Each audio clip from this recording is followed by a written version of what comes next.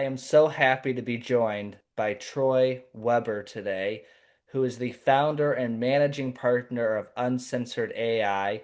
You heard that correctly. This is not the founder of XAI. This is not Sam Altman. This is Troy Weber. I've been looking forward to this conversation for quite a while since we actually met on LinkedIn a little over a month ago. Um, let's get started.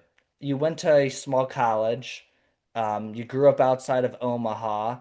That's not really a big tech place. You obviously worked in the hospitality industry. Where did the drive for entrepreneurship come in? Was it in college? Was it in high school? It's really been in high school, college. I mean, I sold CDs in sixth grade, bootleg CDs, so I've always been somewhat of an entrepreneur. I've just refined my approach through the years, and yeah, really in college, had quite a few failures in the early stages. I've probably been through six companies that didn't make it, and now we have about four companies that are doing pretty well. Uncensored AI being the one that has the biggest vision and the biggest potential of all of them to be a useful tool. So yeah, let's get into uncensored AI. And before we get into that, I actually want to ask you, what did you learn working in hospitality, being a general manager, I believe of Choice Hotels? What did you learn being a manager at a hotel that guided you to help you in the technology world? I'm curious about that. Just to give people what they want, not to try to beat around the bush, to try to deliver a product or a service that people actually desire. And hospitality taught me that well, just to interact with people, to get to know what they want, and then to deliver that. Amazing. Now, do you have a favorite hotel to visit now that you're outside of the hospitality business, or Uh, Yeah, I mean, I really like I like the Hilton chains. I'm not a big fan of the mid-grade stuff just because they're kind of cheapening some of their services. But I like the Hiltons and the DoubleTrees still, and kind of like mid-business tier, still a pretty good product. amazing? I'll have to think about that next time I travel. So transitioning into technology, obviously you've started a few tech companies. Uncensored AI is something that sparked me because I started seeing it in X bios on some of the people I follow, which must be a marketing plan. And after I clicked on it, I then saw your social media account. I saw some of the answers. And I really liked it. I'm not gonna lie. I'll be honest, I like what it said because I've asked other AI platforms those same questions and they don't even answer half of the time. And this is not taking a dig at any of the other ones out there, but Uncensored AI seemed to give a good answer. And I love your logo too. It's a lot more cooler than OpenAI's logo. So, what was the interest getting into the AI field for you? My partner Jason and I, we played around with ChatGPT in its infancy right when it came out. We tried a bunch of different things with it. We wanted crypto trading, we wanted stock trading, we wanted advice and insight. We wanted, I mean, it's smarter than us. So we thought, hey, tell us who we should bet on for certain sports. Give us five sports bets picks that are predicted to hit at good odds. And it just said, due to our terms and conditions, we can't do it. And we found that for about 30% of the questions that we asked it initially. We were obviously blown away by the tech. I think they got 5 million users within the first couple days. It was revolutionary. It's probably the biggest thing since Google, ChatGPT, but we saw right off the bat that there were some issues with it in refusals and not giving the user what they want and what they eventually pay for. And that's when we really, it was about the same time that it was one of the social media companies, I believe it was Parler, was deplatforming Trump, or there was some issue there that we can go further into. But it was the time where censorship really changed from being the Girls Gone Wild type. When you see uncensored, you think Girls Gone Wild 20 years ago. Now you think content, suppressed information, and that's the lane that we really wanted to be in. Is rather than all the top bells and whistles that all these AI companies are fighting for. We just want to find as much information as we can, vet the information through a process, and then deliver that information. Which sounds like that's exactly what most people want. And you mentioned obviously working in hospitality that you got to find out customer needs very quickly and what the people want working in the Mhm. hospitality industry. So I really appreciate you making that a focus of uncensored AI. Another thing I want to say too is obviously respectfully, obviously Arrive, not Arrive AI, sorry. I interviewed them too. They're amazing. They're doing drone delivery decks. Open AI, you mentioned they had 5 million users. Pretty quickly. It's worth noting that, there was less competition at that time. And look at who was backing it. You guys are from the Midwest in a way. I'm sure you've been able to raise money from various of different entities around the country or world. But when you look at it, OpenAI, Sam Altman and all of the co-founders there, there was about 11 of them actually. It wasn't just Sam Altman and there was Mhm. a lot of money to be dumped in it. Now, with that being said, like you said, most of the time ChatGPT works fine. If I need a homework answer, I hope nobody's listening, it works fine.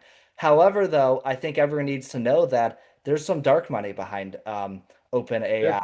and Elon was part of it, obviously, the PayPal mafia, people like Peter Thiel. So when people do look at OpenAI success, compared to others, I think it's really important that people look at how much money was backing it and where that money came from. I completely agree. And we're not like that at all. We've actually turned down investments from certain groups that wanted to tweak the model or fine tune it in a way that supports their agenda.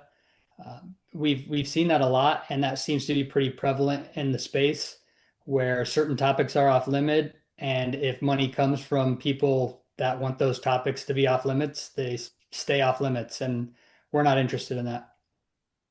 Amazing to hear, um, because that's real free speech right there.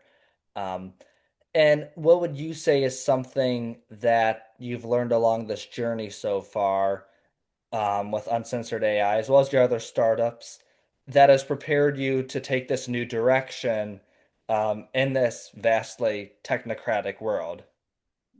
Just be persistent, be have integrity.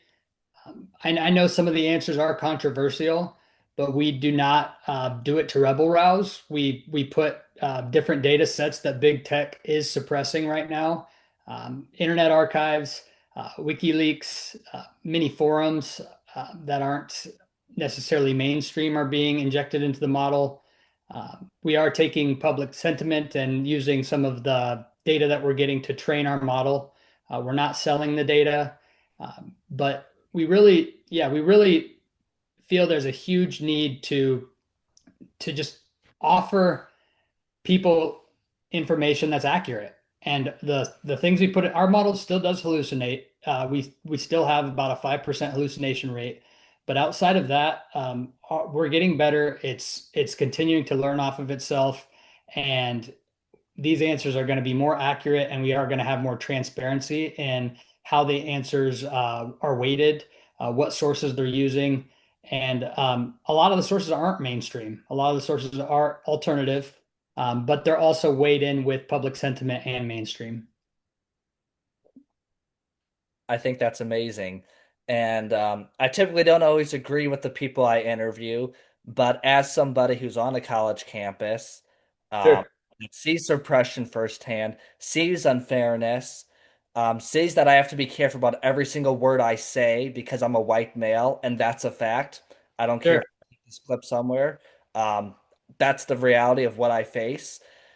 It's so unfair like that. And I never would have said these words out of my mouth 5 years ago or 10 years ago, Troy. But today I have to be extremely careful all of a sudden. But everybody else, if you are a different person of color, you can say whatever you want and it's totally fine. If you're a different religion than Christianity, you can say whatever you want and it's totally fine. And I believe we're a freedom of religion society, of course, but like, um, I actually don't like Christian nationalism. But with that being said, don't expect me to like Muslim nationalism. Don't expect me to like Judaism nationalism, which we have seen. All those things are not fine to me either, as well as opposing Christian nationalism. So just wanted to say that there. But Yeah, I just really like how Uncensored AI gives answers like that. And I want to clarify answers where, like you said, it comes from sources still. It's not just making up stuff. Absolutely. And the tone was something we worked on quite a bit because the delivery method compared to ChatGPT on the actual tone of the model is more like someone actually just being real with you, just really telling you like it is. You can add customization into it where you can say, "Hey, I don't want you to cuss," or "I don't want you to." Yeah, we're really working on more features like that where we can enhance it to have different modes that you can go into. We actually did trademark the phrase uncensored AI because right off the bat, people associated us with porn and we did not want to go that route. There's a lot of companies that are infringing on our trademark right now that are trying to do nude image generation and taking people's likeness, and that's why we're so stingent on protecting this trademark because we want to be content retrieval. Um, I'm okay with the stories when people role play and stuff like that if it's in the legal bounds, but as far as generating images, that's not a route we want to go in the near future. Which I really appreciate you emphasizing that there because a lot of people, I can see where people would think uncensored, thinking that it deals with pornography or things like that. So thanks for clarifying that for anybody who's listening this far in. Um, Two other things I wanted to touch on is the first being OpenAI is huge right now, as well as XAI, Grok. Yep. Microsoft has their own AI program, Microsoft Pilot. Why should somebody use uncensored AI over one of the platforms I just listed? Because we are great at content retrieval, especially for geo-specific issues. Censorship isn't just an issue in America, as you know. It's huge in Europe right now. It's big in Canada. The demand is surging for uncensored information, and there's a lot of people out there that know they're being lied to by these big tech companies and the agendas behind that. And that's why you're going to use our platform is we are not owned. We put we inject different data sets in there daily, and we have no agendas. We've had money that's tried to come in and tell us what our model can say and what it can't say, and we turn that money down. So we're not interested in doing that. We see the demand there for uncensored content and information, um, and we're going to continue providing that. And with OpenAI, of course, I'm just out of curiosity, have you met with any of their founders or anything like that, or had talks with any of them? Not the founders. I've met with some guys on their executive team. We are getting quite a bit of attention due to our Twitter army, our X army. These guys are great. A lot of them have purchased shares early in the company, so they are directly affecting how the platform matures and develops, and making sure that we have certain guardrails in place that need to be there legally, but we can make this as uncensored as humanly possible. So yes, I have met with some of those companies. We actually Perplexity is one of the companies that actually just tried to copy our model when we released our initial model. Within a couple days, they released a model called Uncensored 1776. We were the top open source model initially, Uncensored LM on Hugging Face, and then a couple days later they came out and they did it. We noticed that their branding changed after they saw our answers all over X. They went away from like that highlight green color to more of a blue accent, and some of their little badges looked very similar to how ours looked. So it's flattery, but we are protecting our intellectual property, and we're truly going to be uncensored. We're going to continue to be uncensored. Um, some of these companies say they are. Grok is uncensored in a lot of ways, but it's not in certain ways. And I think we all know which ways that is. And that's a very politicized topic right now. But uh, Grok is not going to go that route, and we're going to keep relaying the truth about that sensitive topic, the Israel-Palestine information. Which I think is so important because if somebody was seen flying a Palestine flag, it's almost like their career's over. And that alone is why I think so many people on the left and the right dislike Israel even more. Sure. Um, because they see that right there and like, wait a second, if I were to fly like, or even a Russian flag, and look, I'm somebody that I love America. If aid was going to Russia, I don't think it should be going there. But long story short, why is it that like if I were to ever have a Russian flag or a Palestine flag, why is it as an American that I should be fired right away? But if I had an Israeli or Ukrainian flag, I'm totally fine. That just doesn't make sense. And people can say, well, they were the aggressor or, things like that. But like, don't we have freedom of speech? And if you look into every argument, the days that the media reports a big strike is never the real start of any of the wars. If you look at Ukraine and Russia, you go back all the way to 2014. You go to Israel and Palestine, that's been around forever. And why is it that like we just act like it started yesterday, and if you pick one side, you're a horrible human being and you deserve to lose your job? So I'm curious. Obviously, you're big on freedom of speech with your platform. Do you believe in letting your own workers and employees have their own views as well? 100%. Yeah. There's people on the left that work for us. There's people on the right. Um, and yes, as long as it's completely based in freedom of speech, yes, I wouldn't fire someone for supporting Ukraine. I wouldn't fire someone if they're openly promoting certain ideas that I don't agree with, because that's to me what makes this country great. And that's what makes it still the greatest country in the world, is that we have those rights. And that's what I want this platform to really evolve into, is a place where you can go share free thought. You won't be demonized for doing that. And um, yeah, that's where it's heading. That's where it's heading. And everything else is going away from that. I've never been a huge conspiracy guy. I've always been interested in a lot of those theories, but a lot of those aren't theories anymore. They're facts, and they're integrated within our model. And it's interesting. It's an interesting time, because most of the media that we currently consume has an agenda behind it, and we truly don't have an agenda behind this platform. Our agenda is to get the truth out there, and vet these sources as much as we can to make sure that it's accurate information. I love it. And I would say that to any platform doing this. That This is not an endorsement either. Obviously, when I interview Sure. someone, but I like what I'm hearing, and I would say that if a company called Unicorn AI said that, which I think that company might exist, but anyways, based on that to me today, I appreciate your advice that you've given so far, as well as where you want to take this company in the long run and what your team's doing. I would like to close with, what is your 5-year plan? It's 2025 September, if you're listening to this interview. What's the goal by 2030? We're going to be a top five AI company in the space. We're going to be it because we're not going to take money that's going to try to put an agenda behind this. We're not going to sell user data, and we're going to grow because grown very organically to this point without a lot of funding, especially relative to Grok, which they're spending something like, I don't even want to say the number, but billions per month on inference, the newest features.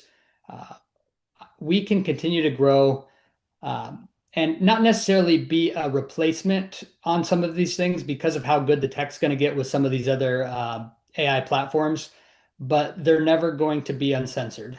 And as long as we stay in content retrieval and have kind of like my goal is like a simplistic Google platform where it does have, you go to UAI, and that's where you search um, for what's going on in what the geospecific news can be delivered to you there. I don't want to integrate ads into the platform. I want to stick with the subscription service for the people that like these things, to be able to actually put their money behind that and pay for this a monthly service. I want to stay in the price range of $7 to $15 max, depending on the features that we add. We're integrating a lot of APIs in different areas. So we're more up to date in sports with like injury reports, with depth charts. I want to be the go-to place for content retrieval. Amazing. And I appreciate you joining the show today. I do got to ask, what is the best thing to do if somebody's visiting Omaha since that's your home turf? I mean, everyone's going to say the zoo, but right next door is Lincoln, and there's a big Husker game this weekend. And the family and I are going, and we're going to get crazy, throw the bones up at the game. And it's about 95,000 people going absolutely nuts. So I would say go to a Husker game, even though it's in Lincoln. Go Boilermakers. Yeah, yeah. Yeah, we used to play you guys quite a bit, but I don't think you're on the schedule anymore. Well, Troy, thank you so much for coming on. I wish your company the best. I wish anybody who comes on the show that has a product, even if I agree or disagree with it, I wish that they reach their goals in a respectful way, unless they're harming somebody else. So, really appreciate you coming on the show today. Absolutely. And yeah, if I could just have one more thing, uncensored AI isn't about me. I'm not a figurehead that needs to be in the public at really pushing an agenda behind this platform. It's a collective of about 50 to 70 people right now that are just pushing this thing forward. And we have different server options we can go with if we get shut down in certain places. We're really coming up with contingency plans. So no matter what happens, we can keep this platform moving in the right direction and give people what they want, which is uncensored, unfiltered information. Amazing. Thank you so much. Thank you, Jacob. I appreciate it. Great to chat with you, and look forward to talking again.